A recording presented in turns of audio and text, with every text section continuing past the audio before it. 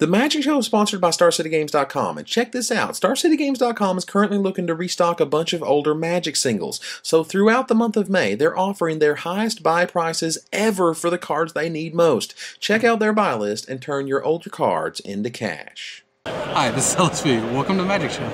I was once a loyal lover whose lips did never seem another, but now each loves more like a matchup, blinding spark that burns out fast, and they all conclude that. Hello everybody and welcome to another edition of the Magic Show. This week we're going to take a look at the GP Seattle metagame, how Swans crushed in Barcelona, and how this new combo deck will be seen everywhere this weekend. Let's go!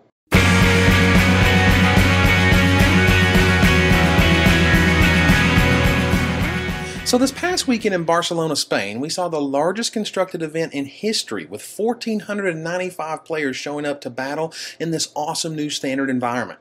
And while the regular players were there, meaning decks with Spectral Procession, Kitchen Finks, Anathemancer, and Cruel Ultimatum, the deck that had everyone talking was Cascade Swans. Now, this deck is basically the nut combo deck in the format, and you know what they say about combo. Once the best combo deck is found, you should either play it or make damn sure you have an excellent game against it. To give a quick rundown of how Cascade Swans works, it's very simple. You play a Cascade spell, such as Bloodbraid Elf or Captured Sunlight, and because there is nothing below 4 mana in your deck apart from Seismic Assault, that's what you will always hit with your Cascade spell.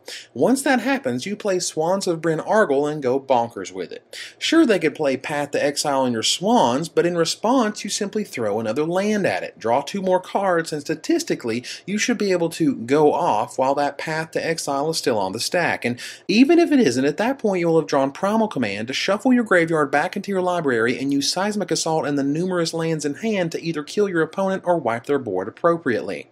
As we see virtually every time a new combo deck is found and the format is not prepared for it, top 8s from last week's PTQ show who was pouncing on this metagame decision and who were not.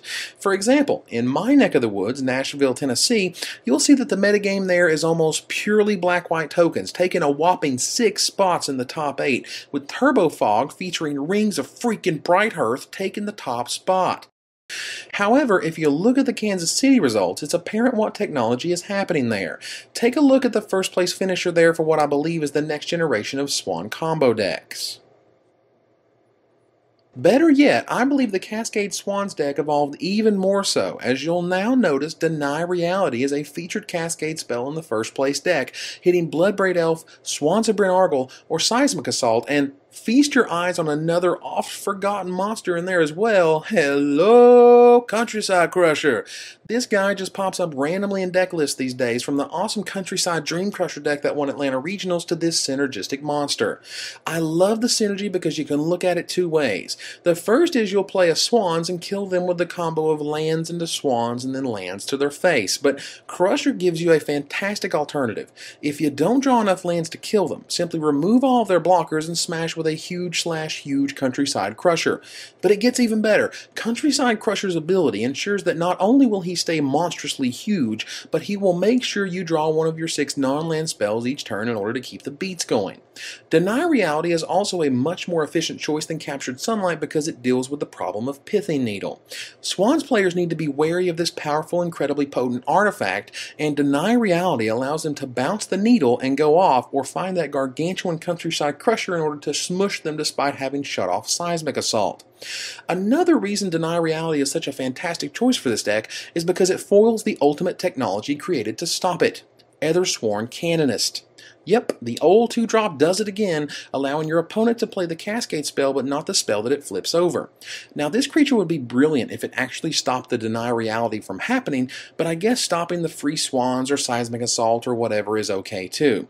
Either way, I think it's time for some green-white haterade to show up and cool this combo down. The 1-2 punch of Ethersworn Canonist and Gadok Teague have stopped many a combo from going off and extended, and this sort of wild metagame call may be necessary in order to win a tournament filled with Swans decks, as I'm sure the GP Seattle will be.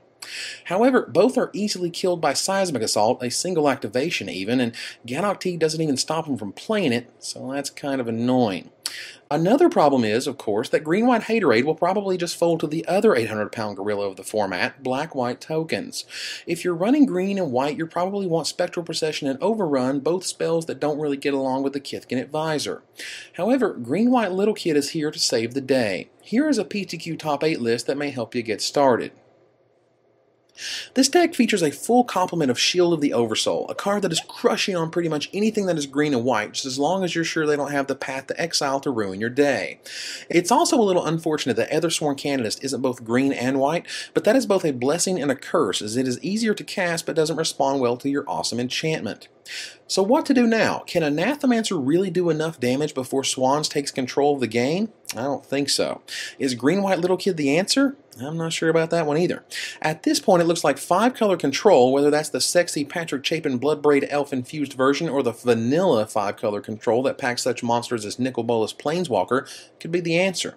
You have Cryptic Commands to stop their cascaded into Seismic Assaults, along with Ruined Halos to stop Countryside Crusher or Seismic Assault, and plenty of others, including Pithy Needle for even more Swans disruption. When dealing with combo decks of any variety, whether they're Elf or Storm-based as they were in Extended last season, the issue is tricky. You can metagame your deck all you like and still lose, just like you can metagame your deck all you like and then not play Swans once. Another option is the Sam Black Piloted Fairies, the deck that doesn't die ever, no matter how much it's hated on ever. So if you enjoy the turn 2 Bitter Blossom, turn 3 Jace action, I say go for it. My suggestion for those heading to GP Seattle is to play Cascade Swans. If you want to do well and have a shot at winning the tournament or making some money, play the best deck.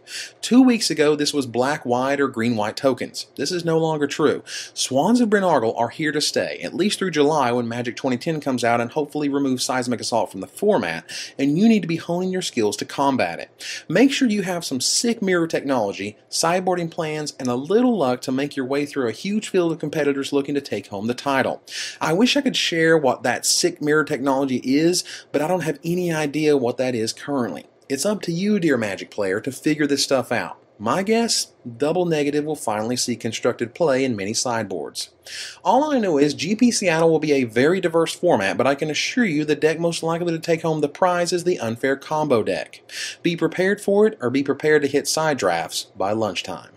So until next time, Magic players, this is Evan Irwin, tapping the cards so you don't have to. All them tremendous brunettes around. All them tremendous brunettes. All them tremendous brunettes around.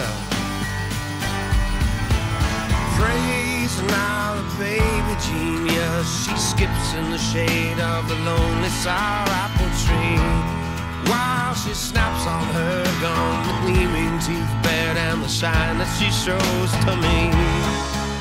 Tremendous brunette. I always like the fatties.